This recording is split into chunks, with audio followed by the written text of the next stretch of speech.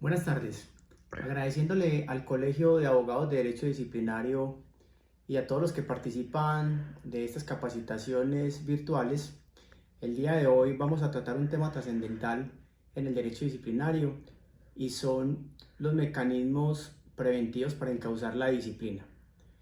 Lo primero que hay que señalar es que la Ley 734 del año 2002, Código Disciplinario Único, establecía en el artículo 51 la preservación del orden interno y señalaba taxativamente que cuando se trate de hechos que contrarían en menor grado el orden administrativo al interior de cada dependencia, sin afectar sustancialmente los deberes funcionales, el jefe inmediato llamará la atención por escrito al autor del hecho sin necesidad de acudir formalismo procesal alguno. Señalaba también ese artículo que este llamado de atención se anotará en la hoja de vida y no generará antecedente disciplinario. También es muy importante señalar que la Ley 1015, que es el régimen disciplinario para la Policía Nacional, prevé en el artículo 27 los medios correctivos y los medios preventivos para encauzar la disciplina. Nos vamos a enfocar directamente en los medios preventivos con el fin de hacer una comparación con ese artículo 51 de la Ley 734.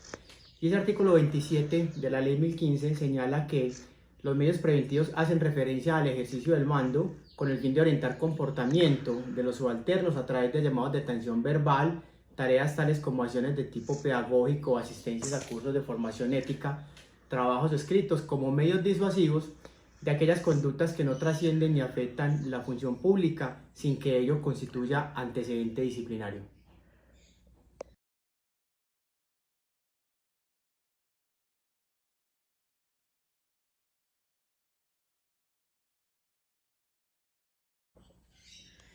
Ahora bien, si analizamos el artículo 51 de la Ley 734 del año 2002, con el artículo 27 de la Ley 1015 del año 2006, hay una particularidad.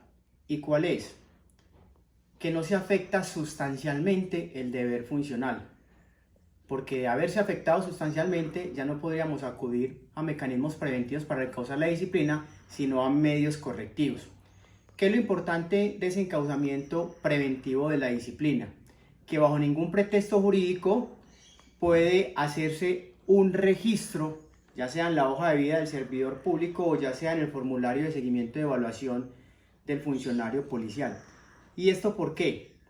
Existe una sentencia que es la sentencia C-1076 del año 2002, magistrada ponente Clara Inés Vargas, y ella señalaba que si no se dan los presupuestos del formalismo procesal para llevar a cabo una clase de investigación disciplinaria, cuando no se afecta sustancialmente el deber funcional, mal haría el superior jerárquico relacionado con el artículo 51 hacer registros o anotaciones en la hoja de vida cuando ello va a constituir un antecedente disciplinario para aquel servidor.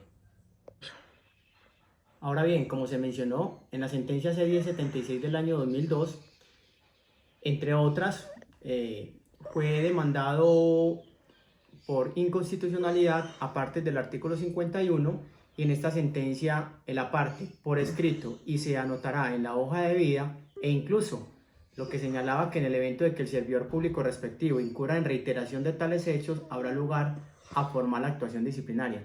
Esos aparte fueron declarados inexequibles por lo que venimos diciendo, porque si no se afecta el deber funcional de forma sustancial, si no se afectan los principios que rigen la administración pública, mal haría entonces acudir a un mecanismo de registros o de llamados de atención escrito cuando la ley no lo prevé. Por esta razón fue que desapareció del mundo jurídico.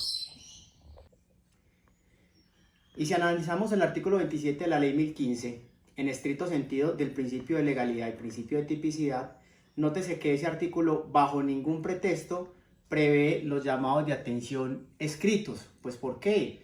Primero, porque eso desconoce la Constitución. Segundo, porque eso desconoce el precedente jurisprudencial y sentencias de las altas cortes. Y tercero, porque si no se ha afectado sustancialmente el deber funcional, como se explicó anteriormente, no podría entonces, en este caso de los miembros de la Policía Nacional, una autoridad evaluadora, realizar un registro en el formulario de seguimiento de evaluación cuando no ha derivado de ningún mecanismo procesal alguno. Para eso es muy importante tener en cuenta la sentencia T982 del año 2004 relacionada con el debido proceso.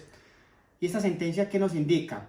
Señala lo siguiente: esta corporación ha sostenido que la existencia de dicho derecho fundamental se concreta en cuanto a los mecanismos de protección de los administrados en dos garantías mínimas. La primera, en la obligación de las autoridades de informar al interesado acerca de cualquier medida que la pueda afectar, y acá lo relevante. Segunda, en que la adopción de dichas decisiones, en todo caso, se sometan por lo menos a un proceso sumario que asegure la vigencia de los derechos constitucionales de contradicción e impugnación. De esta manera, el debido proceso administrativo se ha definido como la regulación jurídica de la manera previa que limita el poder del Estado y establece las garantías de protección a los derechos de los coadministrados, de modo que ninguna de las actuaciones de las autoridades públicas dependa de su propio arbitrio, sino que se encuentren sujetos siempre a los procedimientos señalados en la ley. Ahora bien, de permitir entonces que a los funcionarios públicos regidos por la ley 734 o funcionarios públicos policiales regidos por la ley 1015 se llegue a esas actuaciones administrativas de realizar un registro, una anotación, un llamado de atención e incluso un artículo 27 más específicamente sobre la ley 1015, sin haber afectado sustancialmente los deberes funcionales y sustancialmente sin haber generado una vulneración de esos principios de la administración pública, estamos dando lugar a que se vulnere el debido proceso de aquel funcionario. ¿Y cuál es la consecuencia? Quienes litigamos lo estamos viendo en esos procesos. Esos retiros discrecionales, partiendo del artículo 44 de la ley 1437. Retiros discrecionales que afectan la trayectoria institucional porque sin haber, reitero, afectado sustancialmente aquellas autoridades nominadoras basados en esa facultad discrecional, retiran discrecionalmente, única y exclusivamente con esas anotaciones, esos registros en los formularios de seguimiento de evaluación o en la hoja de vida, cuando no se ha derivado ningún proceso, al menos sumarial, como lo estableció la Corte Constitucional. Para concluir entonces esta charla del día de hoy, ¿cuál es la invitación jurídica que se hace? Ya sea un funcionario regido por ley 734 o en el caso que estamos profundizando, un funcionario de la policía regido por la ley 1015, interponer los recursos que la ley le permite, un recurso de reclamación en subsidio de revisión o un recurso de revisión en subsidio de apelación, pero por ningún motivo ni pretexto dejar que esos registros, como medios preventivos para encauzar la disciplina, que ya mencionamos, no se derivan de un principio de legalidad ni tipicidad, por lo tanto son ilícitos e ilegales, se podría entonces, una vez agotado la vía gubernativa, acudir a la acción constitucional de tutela como mecanismo idóneo con el fin de evitar un perjuicio irremediable. ¿Y por qué perjuicio irremediable? Porque la calificación es de forma anual y lógicamente la acción o medio de control de nulidad y restablecimiento del derecho es un proceso más tedioso, más alargado, que no va a hacer efectiva esa protección de ese derecho fundamental evidentemente vulnerado. Concluimos entonces esta charla virtual agradeciéndole al Colegio de Abogados de Derecho Disciplinario y a todos los suscriptores, invitándolos a que continuemos capacitándonos a través de este medio virtual. Feliz tarde.